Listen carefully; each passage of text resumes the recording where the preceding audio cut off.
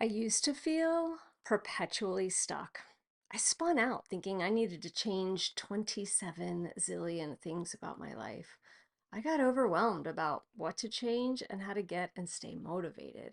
I doubted myself because I repeatedly tried and failed to make positive changes, and this happened over and over and over again.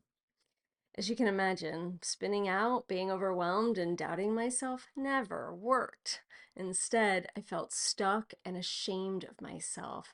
Then I committed to figuring out a simple and effective way to make positive changes happen and stick. Yeah, that pun is fully intended. In this video, I'm going to share what I've learned about the reason you feel stuck and what to do about it.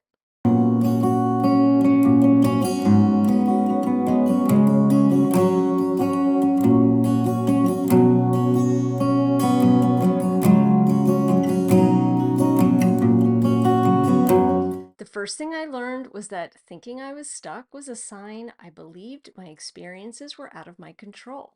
Now, if you had asked me if I believed that, I would have said, hell no. But the truth is, I was spending a lot of time on autopilot. You see, we all have ways of thinking and feeling and doing that we repeat. And as we do repeat them, these patterns get stronger and more automatic. As this happens, it can be easy to forget that we have a choice about all of it because our brains are wired to find and follow patterns. This makes our brain more efficient and also prevents it from having to be enormous.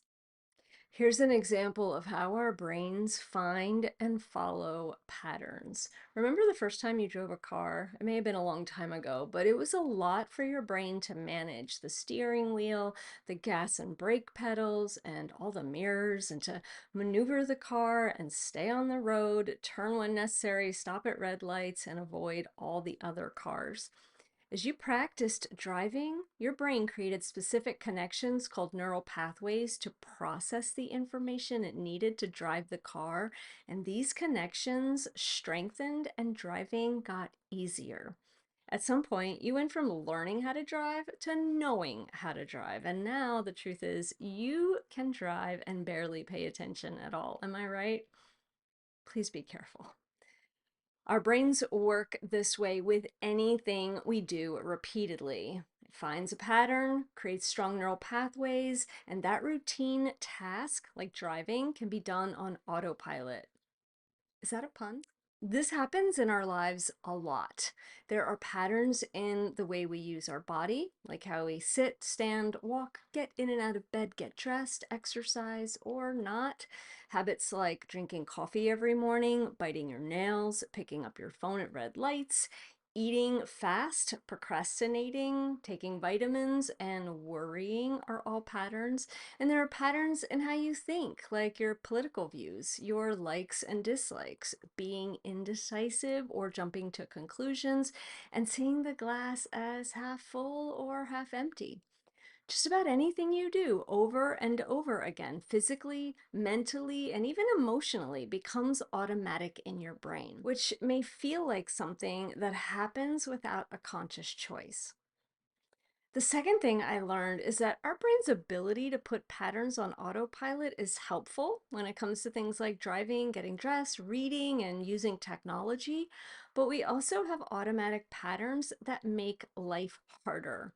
A few of my detrimental patterns have been or are pulling out my eyebrows and eyelashes, being self-critical, ignoring my feelings, over drinking, distracting myself, playing small, avoiding confrontation, and I could go on. But maybe you relate to some of these, or maybe you slouch, are impatient, judge yourself, jump to conclusions, assume the worst, believe that stress is bad, doom scroll, watch violent movies, pick fights with your partner, deny your needs, bite your nails, say yes too much, or numb out.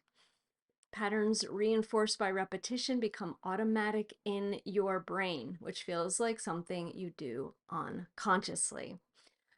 The next thing I learned that I am in charge of my brain. I realized I can consciously choose my routines, habits, thoughts, behaviors, and attitudes so that the patterns that make my life harder change for the better. I also learned that changing a pattern is surprisingly simple. There are only two steps. Step one is to clarify the pattern to change. And the most important thing I learned about this is to identify one very specific pattern to change at a time. A few examples of patterns I've changed or am working on changing are picking up my phone at red lights, procrastinating on a specific work project, and worrying about money. Step two is to take opportunities to change it. When the pattern you identify in step one is happening, practice deliberately choosing to do something differently. Our automatic patterns are opportunities to interrupt those established neural pathways and create new patterns, new connections in our brain, one choice at a time. It's the only way it works. Here are the ways I take charge of my brain with the patterns I just mentioned. Instead of picking up my phone at red lights, I choose to focus on my breath. When I'm procrastinating on the specific work project, I choose to take the smallest possible action. When I find myself worrying about money, I choose to think about the best case scenario.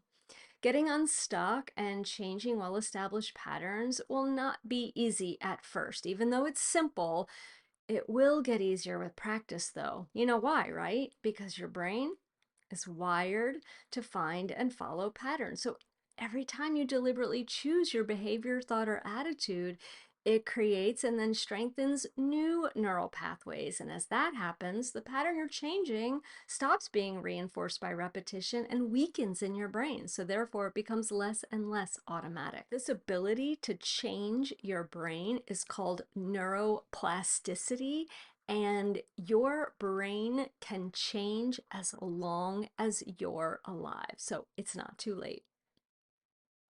Hope you found this video helpful. Be sure to let me know in the comments below and subscribe to get my next video about learning how to flourish, and share with anyone you think might want to learn how to flourish with us.